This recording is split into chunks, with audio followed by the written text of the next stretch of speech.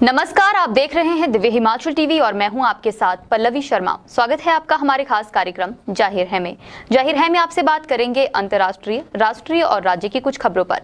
साथ ही हमारे समाचार पत्र की कुछ खबरों पर भी आपसे चर्चा होगी। शुरुआत करते हैं अंतर्राष्ट्रीय खबरों के साथ। पाकिस्तान में प्रधानमंत्री पद से हटाए जाने के बाद इमरान खान के कारनामे एक के बाद एक सामने आ रहे हैं। पहले विदेशों से मिले तोहफों को बेचने का मामला सामने आया। अब इमरान खान पर खर्च को लेकर बड़ा खुलासा हुआ है। पाकिस्तान के नए वित्त मंत्री मुस्तफा इस्माइल ने खुलासा किया है कि पूर्व प्रधानमंत्री इमरान खान को हेलीकॉप्टर के जरिए उनके बानीगाला स्थित घर से पीएम सचिवालय तक पहुंचाने पर राष्ट्रीय खजाने को 3 साल में 8 महीने में 55 करोड़ रुपए खर्च करने पड़े।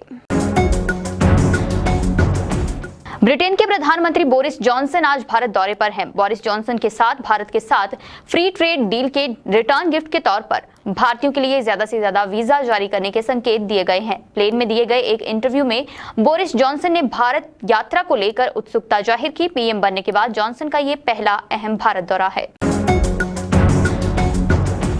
रूस और यूक्रेन के बीच बीते 56 दिनों से जंग चल रही है। रूस ने बुधवार को सरमट नाम की इंटरकॉन्टिनेंटल बैलिस्टिक मिसाइल का सफल टेस्टिंग किया है। ये मिसाइल अपने साथ न्यूक्लियर वेपन्स भी ले जा सकती है। इस मिसाइल पर 10 या इससे अधिक बार हेड्स लगाए जा सकते हैं, यानी एक बार में 10 न्यूक्लियर बम छोड़े जा सकते हैं। अब बात करते हैं राष्ट्रीय खबरों की। पश्चिमी राजस्थान में स्थित स्वर्ण नगरी जैसलमेर में बुधवार देर रात पाकिस्तान की तरफ से आए जबरदस्त रेतीले तूफान ने जमकर तबाही मचाई। तूफान के कारण विश्व के पहले लिविंग फोर्ट सोनार दुर्ग की इमारतें भी थर्रा गई। इस रेतीले तूफान से सोनार दुर्ग की चौथी और अंतिम हवा पोल को भारी नुकसान पहुंचा है। बॉलीवुड एक्टर अक्षय कुमार बीते दिनों एक विज्ञापन के चलते ट्रोलर्स के निशाने पर आ गए। अजय देवगन और शाहरुख खान के साथ पान मसाला का विज्ञापन करने के चलते अक्षय कुमार लोगों के निशाने पर आ गए।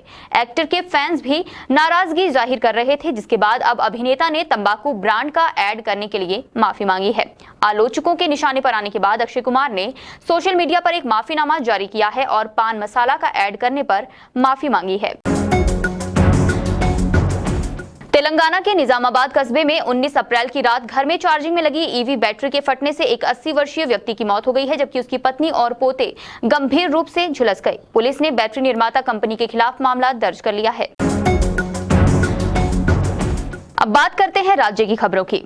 आपके सितारे कब बदल जाएं, ये किसी को मालूम नहीं। यूपी से हिमाचल में रोजगार की तलाश में ऊना जिला के गगरेट पहुंचे एक युवक के सितारे भी कुछ इस तरह से बदले कि वे कुछ ही पल में करोड़पति बन गया। गगरेट के कॉफी हाउस में काम करने वाले यूपी के राजेश ने ड्रीम 11 में 49 रुपए लगाए थे तो उन्हें 2 करोड़ का नकद पुरस्कार मिला है। अति निर्धन परिवार से संबंधित राजेश कुमार की किस्मत बदलते ही उसके हर तरफ चर्चे होने लगे हैं। हिमाचल प्रदेश में मौसम में बदलाव आया है। शिमला, मंडी और कांगड़ा के अलावा कई इलाकों में गुरुवार को बादल छाए हैं। शनिवार को जिला कांगड़ा के अधिकतर भागों में सुबह ही तेज हवाएं चली और बारिश की संभावनाएं बढ़ गई हैं। हिमाचल में 2 दिनों के दौरान कई हिस्सों में बारिश होने की उम्मीद जताई गई है। मौसम विभाग की तरफ से बुधवार को भी अंधड़ के साथ बारिश होने की संभावना व्यक्त की गई थी, लेकिन राज्य के किसी भी हिस्से में मौसम में किसी प्रकार का कोई बदलाव नहीं हुआ था। हिमाचल में पैराग्लाइडिंग के लिए विश्व प्रसिद्ध जिला कांगड़ा की बीड़ बिलिंग घाटी से बुधवार दोपहर बाद बिना अनुमति सोलो उड़ान भर रहा विदेशी पायलट सुमित निवासी सिंगापुर बड़ा भंगाल की पहाड़ियों में फंस गया। बैजनाथ के एसडीएम ने पुष्टि करते हुए कहा कि पायलट ने 3500 मीटर की ऊंचाई पर दुर्गम बड़ा भंगाल घाटी के थमसर दर्रे में लैंडिंग की है। पायलट के जीपीएस उपकरण के जरिए उसकी अंतिम लोकेशन बड़ा भंगाल, कालिहनी व मुरलाधार के मध्य मिली है। विदेशी पायलट को उसके दोस्तों की मदद से निजी कंपनी के चॉपर से रेस्क्यू किया जाएगा। अब नजर डालेंगे हमारे समाचार पत्र की कुछ खबरों पर। राज्य सरकार ने हिमाचल पुलिस के जवानों को हायर पे बैंड जारी करने की अधिसूचना जारी कर दी है। बुधवार को अतिरिक्त मुख्य सचिव फाइनेंस प्रबोध सक्सेना की तरफ से ये नोटिफिकेशन जारी की गई है। मंगलवार को इंदौरा में बैरियर चौक पर मुख्यमंत्री के आगमन पर विशाल जनसभा के दौरान कई लोगों की जेब पर जेब कतरों ने हाथ साफ कर दिए।